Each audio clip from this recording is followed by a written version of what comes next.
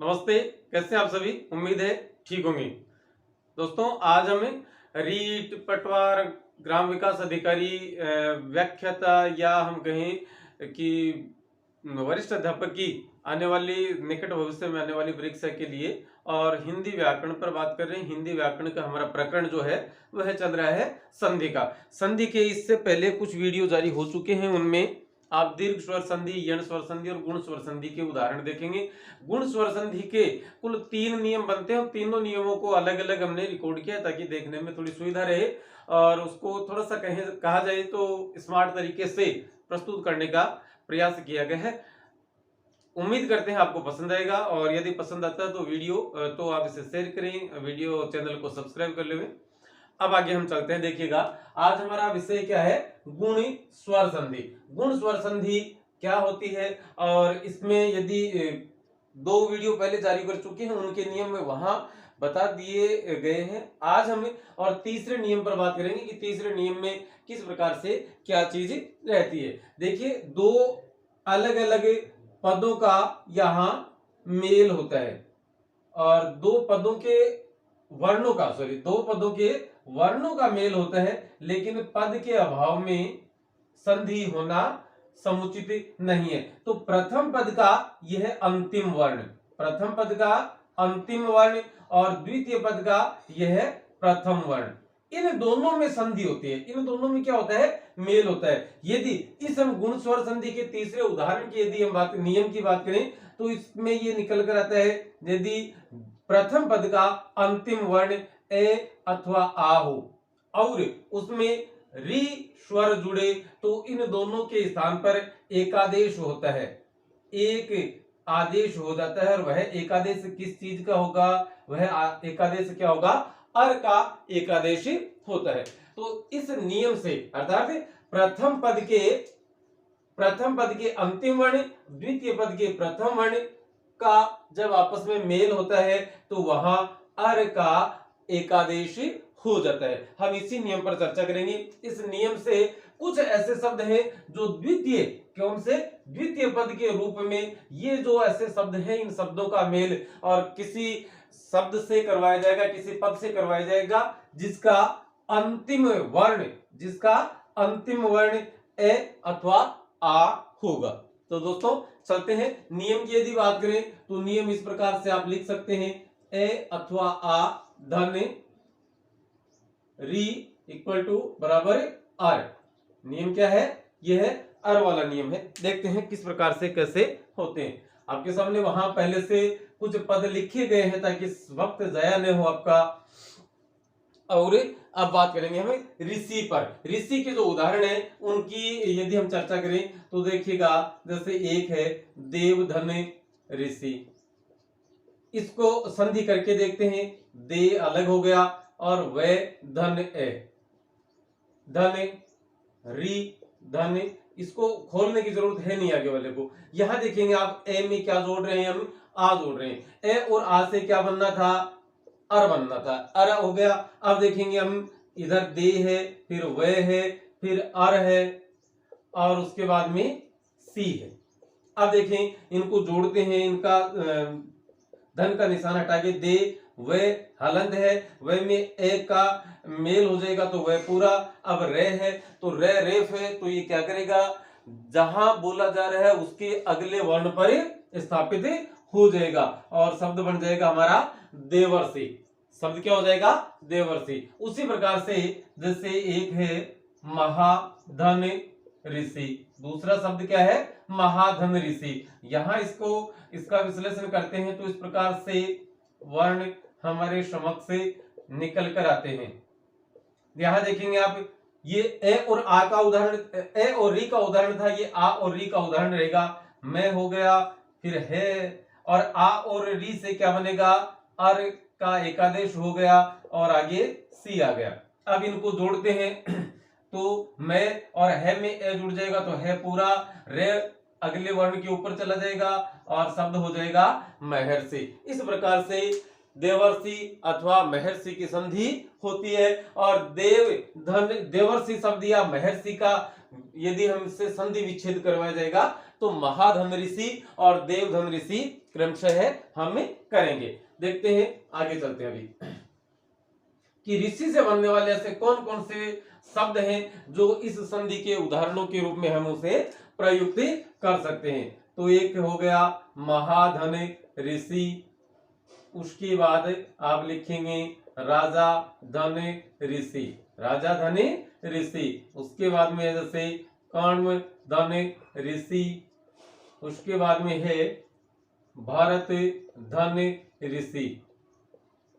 एक शब्द और है जैसे भारत धन ऋषि, भारत धन ऋषि से भारतर्षि। और एक जैसे कुल धन ऋषि, एक है ब्रह्मा धन ऋषि। तो इनके यदि हम संधि करते हैं तो किस प्रकार से संधि होगी, कौन कौन से शब्द किस रूप में हमारे समक्ष प्रस्तुत होंगे, देखते हैं। यह हो जाएगा देवर्षि, यह हो जाएगा महर्षि, यह हो जाएगा राजर्षि, यह हो जाएगा कण्वर्षि, भरतर्षि, यह हो जाएगा भारतर्षि, यहां हो जाएगा कुलर्षि, और यह हो जाएगा ब्रह्मर्षि। कुल मिलाकर इस प्रकार से आपके समक्ष ये पद प्रस्तुत होंगे। अब बात करेंगे हमें दूसरे की, तो दूसरे में ऋषि के हो गए उदाहरण। अब ऋतु की बात करते हैं, तो जैसे ऋतु में शीत धन ऋतु, हिम धन ऋतु,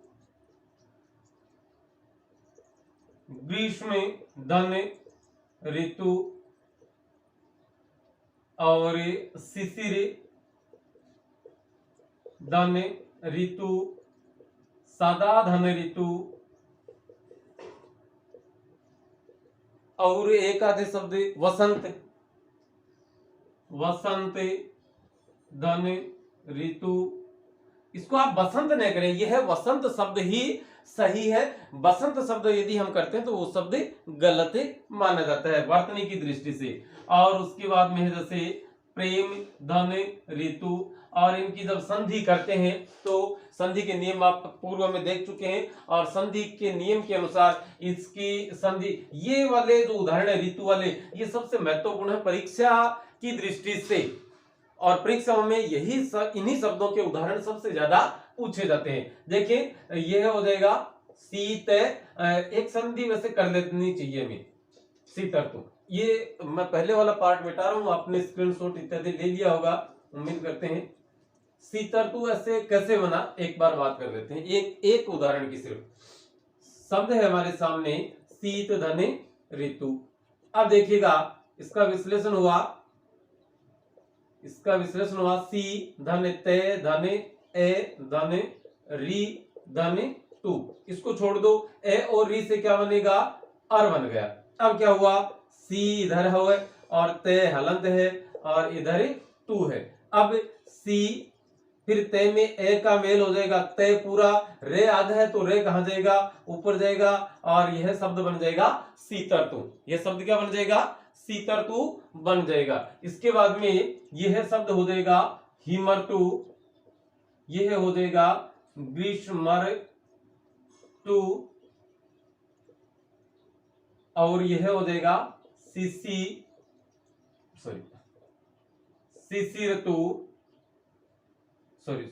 शिशिरतु, और यह हो जाएगा सदर्तु। या दे आ की मात्रा है, लेकिन आपने बात की थी अर होना है एकादेश में, तो वही होगा। यह हो जाएगा वसंत ऋतु, यह शब्द बन जाएगा वसंत ऋतु। यह हो जाएगा प्रेम ऋतु। एक और है जैसे वर्षा धन ऋतु से वर्ष ऋतु।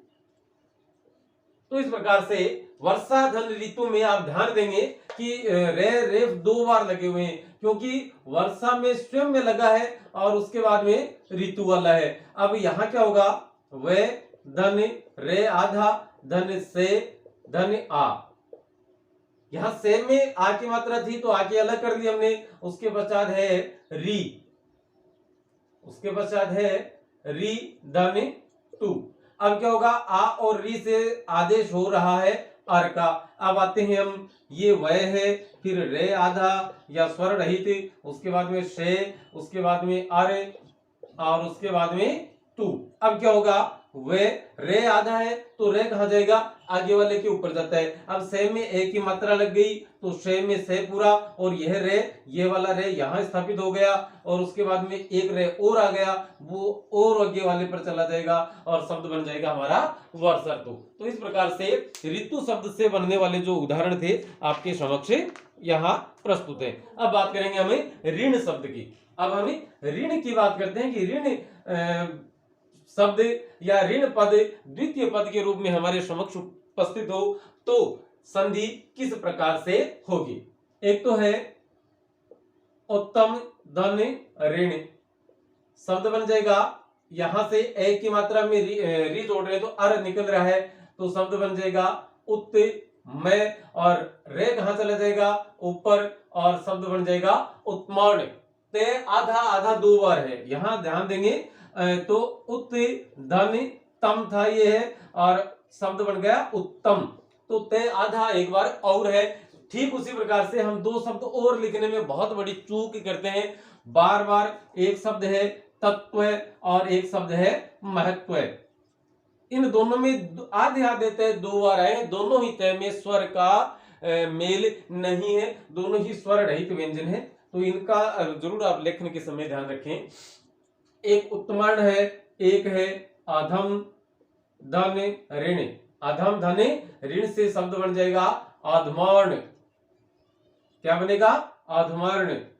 ए धन में धन ए धन री धन ऋण। अब देखिए ए और री से बना अर, अब क्या हो जाएगा ए धे में ए का लोप हो गया, मैं रे आधा है, सॉरी ये रे आधा है तो रे जाएगा ऋण के ऊपर, और शब्द बन जाएगा हमारा अधमर्ण। और अधमर्ण के बाद में जैसे एक उदाहरण इसी का और है ऋण का ही, तो महाधन ऋण से शब्द बन जाएगा महर्ण। महाधन ऋण से शब्द क्या बनेगा, महर्ण। तो इस प्रकार से आपके सामने ये शब्द है, आप इनका स्क्रीनशॉट ले लें या अपने उत्तर पुस्तिका में, अपने रजिस्टर में इनको बहुत ही अच्छे तरीके से मैं चाहता हूं कि आप एक रजिस्टर देखिएगा। लिखित नोट्स का अपना एक फायदा है, आप जब लिखेंगे, पहले पढ़ा फिर लिखा और ध्यान से उसे आप लिख रहे हैं, तो परीक्षा में भी आपको स्मरण रहते हैं कि हाँ मैंने ये शब्द लिखा था, और रजिस्टर के इधर वाले पेज पे, राइट वाले पे, लेफ्ट वाले पेज पर ऊपर से था, बीच में से था या नीचे से था, लगभग उसका स्थान तक आप और स्मरण कर पाते हैं। कब, जब आपने लिखा होता है तभी। ये तभी संभव जब आप उसको लिख रहे हैं। नोट से, चाहे मेरे बनाए किसी और के बनाए या अपने व्याकरण की पुस्तिका से कैसे भी बनाए, जरूरी नहीं कि मेरे वीडियो से, कहीं से भी बनाए, लेकिन नोट्स लिखे होने ज्यादा जरूरी है। अब बात करते हैं ऋचा की। तो देखें जैसे देवधन ऋचा, शब्द बन जाएगा देवर्चा। एक है शाम धन ऋचा, शब्द बन जाएगा शामरचा। एक है वेद धन ऋचा से शब्द बनेगा वेदर्चा। कुल मिलाकर ये तीन ही शब्द शायद, हाँ तीन ही शब्द इसमें शामिल है जो कि आपके सामने प्रस्तुति कर दिए गए। अब आगे चलते हैं ऋषभ पर, और ऋषभ शब्द जो है उससे बनने वाले उदाहरणों की संख्या मात्र 2 है। देखें कौन कौन से हैं। दोनों उदाहरण इस प्रकार से हैं। पुरुष धन ऋषभ, पुरुषों में है ऋषभ के समान जो वह, तो शब्द क्या बनेगा, ये पु रु धन शे धन ए धन री धन शे और भय एक साथ लिख दिया।